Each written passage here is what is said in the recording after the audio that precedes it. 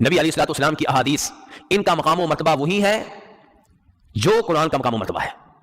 کس لحاظ سے؟ یہ باتیں ذرا دھیان رکھیے گا، خلط مت نہ ہو جائیں۔ کس لحاظ سے؟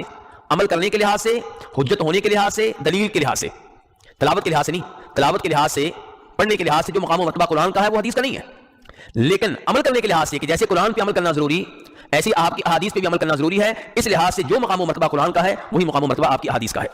نبی علیہ السلام ارشاد فرماتے ہیں الا انی اوتیت الکتاب ومثلہ معہ، کہ لوگوں میری بات دھیان سے سن لو۔ الا کا لفظ خبردار کے معنی میں آتا ہے کہ میری بات جو میں ابھی کرنے لگا ہوں دھیان سے سننا۔ تو آپ کیا کریں؟ الا، اٹینشن، دھیان سے، توجہ سے میری بات سنو۔ کیا بات کیا فرمائی؟ کہ مجھے قرآن بھی ملا ہے اور اس جیسی چیز اس کے ساتھ ملی ہے۔ اب یہاں پہ آپ نے کیا کہا ہے؟ قرآن اور قرآن جیسی، یہ نہیں کہا کہ قرآن اور پھر حدیث۔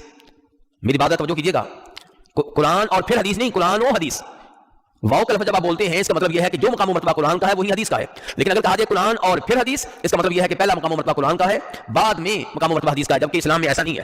اسلام میں کیا ہے؟ قرآن و حدیث کا مقام و مرتبہ، قرآن و حدیث کا مقام و مرتبہ ایک ہے۔ وہ جو ایک روایت بیان کی جاتی ہے نا کہ نبی علیہ الصلوۃ والسلام اپنے ایک صحابی جناب معاذ کو بطور گورنر بھیجنے لگے، تو آپ نے پوچھا کہ تم حکومتی امور کیسے چلاؤ گے، فیصلے کیسے کرو گے؟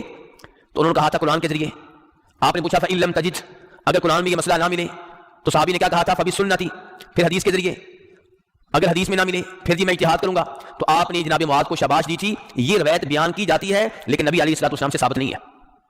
یہ حدیث ثابت ہو جائے تو پھر نتیجہ کیا نکلے گا کہ پہلے مقام و مرتبہ کس کا ہے اور پھر، جبکہ حقیقت میں ایسا نہیں ہے۔ حقیقت میں کیا ہے کہ قرآن و حدیث کا مقام و مرتبہ ایک ہے۔ قرآن اور پھر حدیث کا لفظ ٹھیک نہیں ہے، قرآن و حدیث کا لفظ ٹھیک ہے۔ تو ہم یہ احادیث سننے کے لیے جمع ہوئے ہیں